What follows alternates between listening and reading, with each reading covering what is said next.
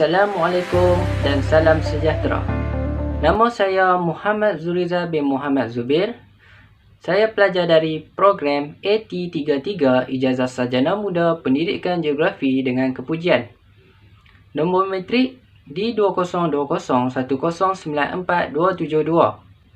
Hari ini saya akan membincangkan topik mengenai aktiviti manusia yang mendatangkan masalah terhadap alam sekitar semula jadi. Aktiviti yang saya akan huraikan adalah aktiviti perindustrian. Aktiviti perindustrian banyak dijalankan di negara Malaysia. Aktiviti perindustrian merupakan aktiviti memproses bahan input menjadi output. Sebagai contoh, kilang pemprosesan getah untuk dijadikan tayar, sarung tangan dan sebagainya. Pemprosesan getah akan menyebabkan pembebasan pelbagai gas pencemaran atmosfera seperti karbon dioksida, karbon monoksida, sulfur dioksida dan sebagainya. Contoh lain juga, kilang perabot akan membebaskan partikel-partikel terampai seperti habuk, debu dan jelaga ke ruang atmosfera. Pembebasan gas pencemar dan partikel-partikel terampai akan menyebabkan pencemaran udara. Aktiviti perindustrian juga merupakan sumber pendapatan negara. Sebagai contoh, kilang pemprosesan minyak kelapa sawit menjadi perdagangan antarabangsa. Hal ini kerana minyak kelapa sawit yang dikeluarkan oleh negara Malaysia mempunyai kualiti yang tinggi dan mendapat permintaan yang tinggi daripada negara-negara luar. Oleh itu, perdagangan antarabangsa menyebabkan pengaliran wang masuk kepada negara dan meningkatkan kadar pendapatan negara. Namun begitu, aktiviti perindustrian tetap menyebabkan pencemaran udara. Saya akan memaparkan video mengenai aktiviti perindustrian di negara ini.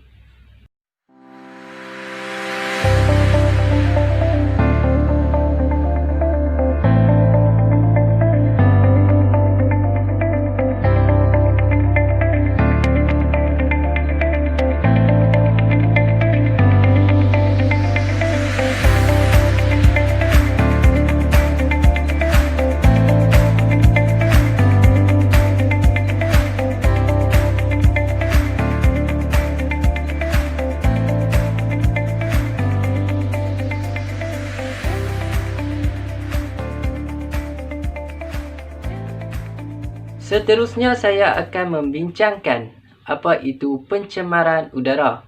Definisi bagi pencemaran udara boleh disimpulkan sebagai apabila sesuatu bahan ataupun kumpulan bahan-bahan dilepaskan ke ruang udara sehinggakan ia boleh membahayakan atau mempengaruhi manusia, haiwan, tumbuh-tumbuhan ataupun bahan-bahan lain.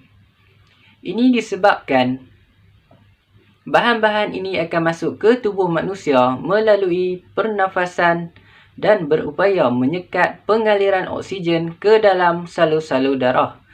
Ini boleh menimbulkan pelbagai penyakit seperti penyakit kekejangan, barah, asma, kekajangan dan anemia.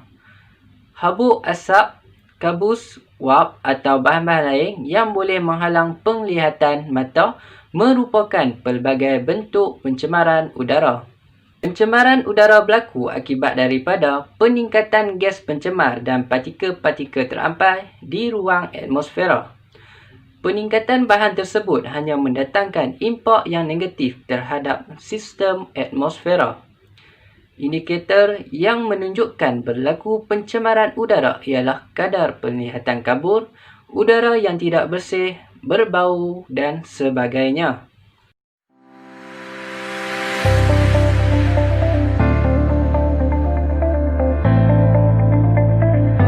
Perkara yang seterusnya, saya akan membincangkan kesan akibat daripada pencemaran udara. Pencemaran akan menyebabkan kesan terhadap alam sekitar fizikal dan alam sekitar manusia. Yang pertama, saya akan membincangkan kesan terhadap alam sekitar fizikal, iaitu peningkatan suhu setempat.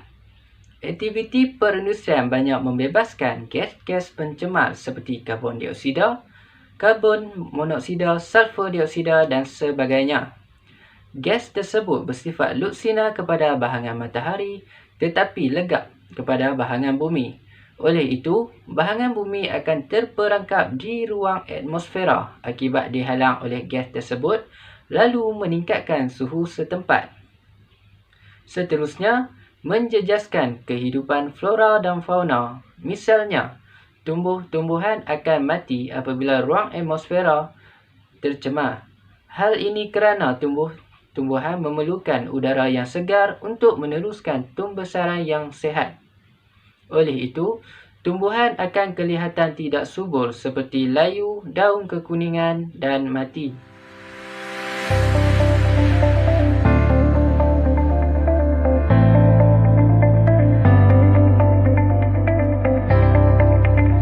Justeru itu, kesan terhadap manusia pula. Yang pertama adalah menjejaskan kesihatan manusia. Hal ini kerana ruang udara telah tercemar, maka boleh menyebabkan sistem pernafasan manusia terganggu. Sebagai contoh, kilang perabot akan membebaskan partikel terampai seperti habuk, debu dan jelaga. Bahan tersebut akan menyebabkan manusia batuk, sakit mata, selsema dan sebagainya. Oleh itu, tahap kesihatan manusia akan turut terjejas. Seterusnya, menjejaskan aktiviti sosial. Pencemaran udara menyebabkan manusia tidak digalakkan untuk melakukan sebarang aktiviti di luar rumah atas arahan pihak kerajaan. Sebagai contoh, berjoging, berbasikal, berkelah, bersenam dan lain-lain. Jika ada sesetengah masyarakat ingkar atas arahan, maka mereka hanya memudaratkan kesihatan diri. Oleh itu, manusia hanya dapat melakukan aktiviti di dalam rumah sahaja.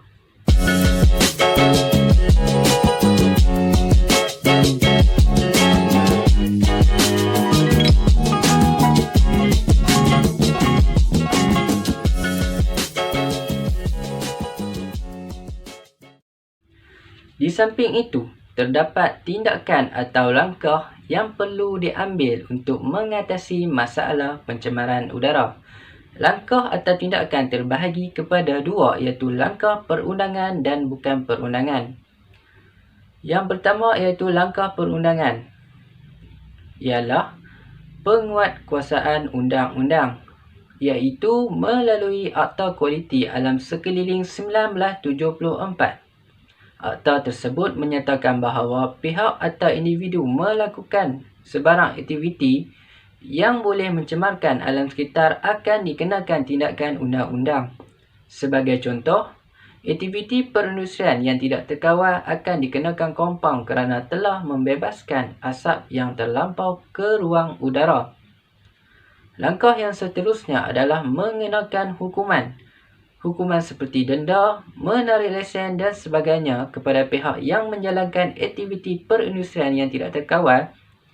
Oleh itu, pihak tersebut akan sedar atas kesalahan yang dilakukan dan tidak ingin mengulanginya lagi. Oleh itu, aktiviti perindustrian dapat dikawal.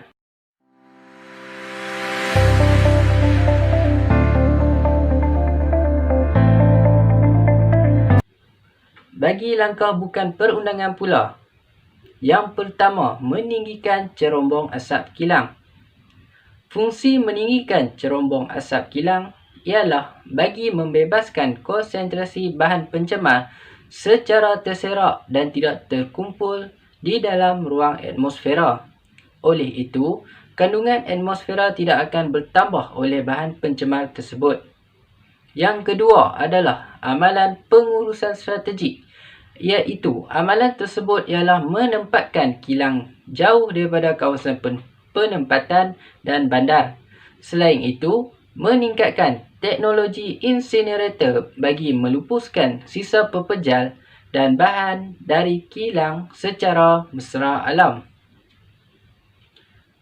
Yang ketiga adalah melalui kempen kesedaran. Contohnya, kempen Cintai Alam Sekitar. Hal ini bagi memupuk masyarakat agar sedar tentang kepentingan penjagaan alam sekitar untuk kehidupan. Oleh itu, dapat mengelakkan pencemaran alam sekitar kerana dititik beratkan oleh golongan masyarakat.